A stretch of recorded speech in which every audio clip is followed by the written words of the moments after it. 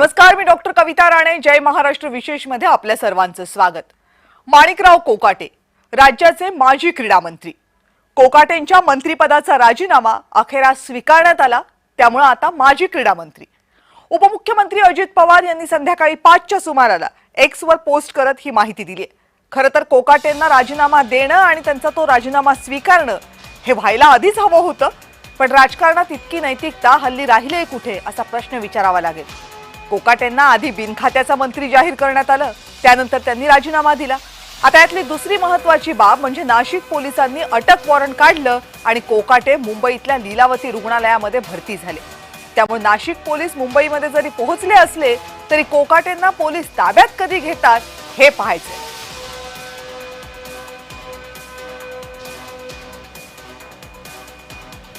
अजित पवारांनी ट्विटच्या माध्यमातून कोकाटेंच्या राजीनाम्याबाबत काय म्हटलं बघा. माननीय न्यायालयाच्या निकालानंतर महाराष्ट्राच्या मंत्रिमंडळातील सदस्य आणि पक्षातील आमचे सहकारी श्री माणिकराव कोकाटे यांनी आपला राजीनामा माझ्याकडे सुपूर्द केलाय. कायदे नियम हे सर्वोच्च स्थानी आहेत. ते कोणत्याही व्यक्तीपेक्षा सर्वतोपरी आहेत. या आमच्या पक्षाच्या दीर्घकालीन भूमिकेनुसार हा राजीनामा तत्वतः स्वीकारण्यात आलाय. संविधानिक प्रक्रियेनुसार पुढच्या कार्यवाहीसाठी श्री माणिकराव कोकाटे यांचा राजीनामा माननीय मुख्यमंत्री महोदयांकडे पाठवण्यात आलाय.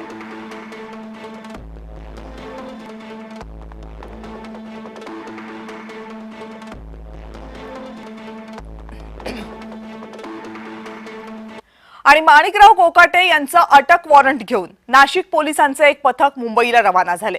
कोकाटेंना कधी अटक होणार याकडे सगळ्यांचं लक्ष लागलेलं आहे, कारण माणिकराव कोकाटे यांना न्यायालयानं कोणतेही अभय द्यायला नकार दिलाय.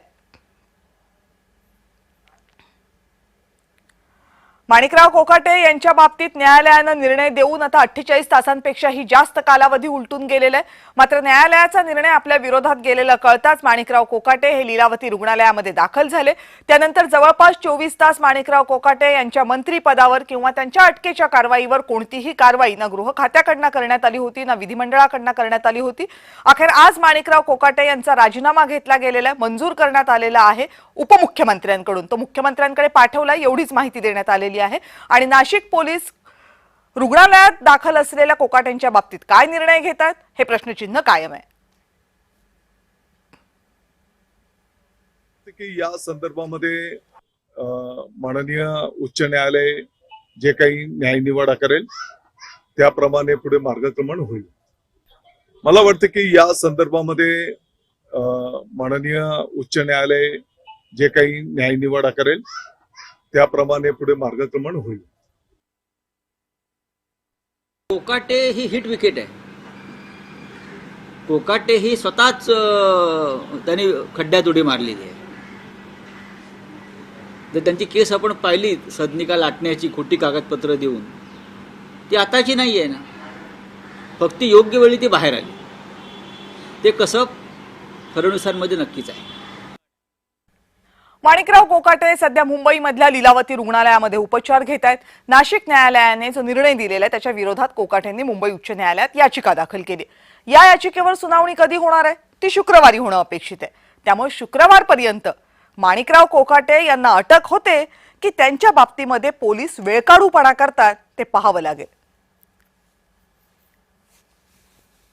कोकाटेंच्या संदर्भात सरकारची भूमिका ही कायद्याला धरून नाही, कायद्यात पायदळी तोडण्याची भूमिका आहे, न्यायालयाचा अवमान करणारी भूमिका आहे, संविधानाला न जुमानणारी भूमिका आहे.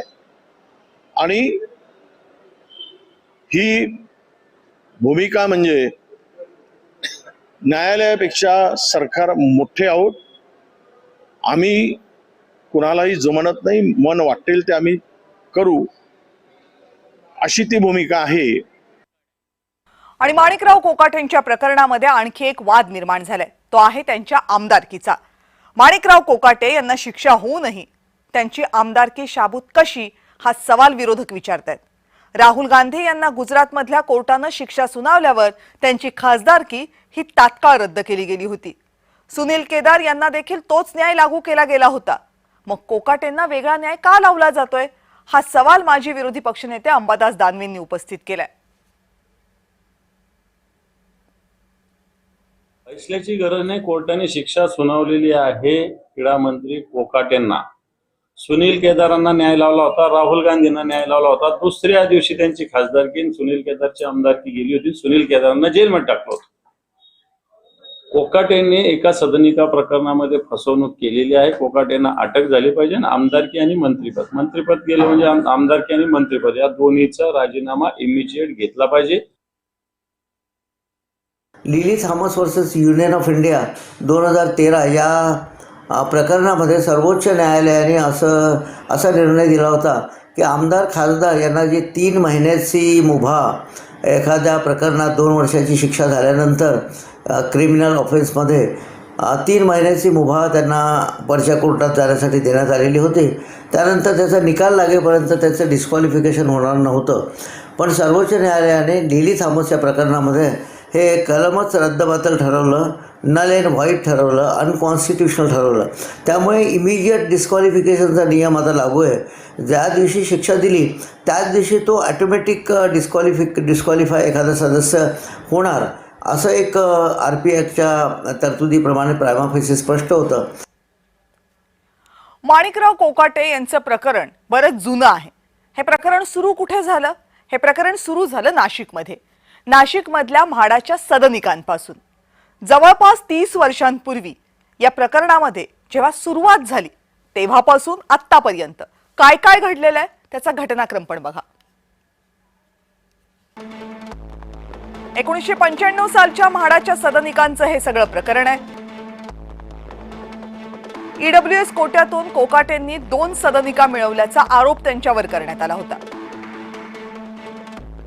उत्पन्नाची खोटी कागदपत्र दिल्याचा आरोप कोकाटेंवर आहे.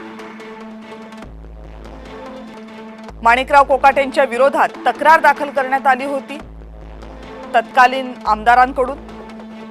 27 वर्षांनंतर माणिकराव कोकाटे हे या प्रकरणामध्ये दोषी असल्याचं नाशिक न्यायालयामध्ये सिद्ध झालं. 2 वर्षांची शिक्षा सुनावली गेली प्रथम वर्ग न्यायालयाकडून. त्यानंतर या शिक्षेच्या विरोधात अपील करण्यात आलं सत्र न्यायालयामध्ये. सत्र न्यायालयामध्ये आव्हान दिल्यानंतर तिथेही केस चालली. पण सत्र न्यायालयानं माणिकराव कोकाटे यांना कोणताही दिलासा दिला नाही. माणिकराव कोकाटेंची शिक्षा सत्र न्यायालयानं कायम ठेवली.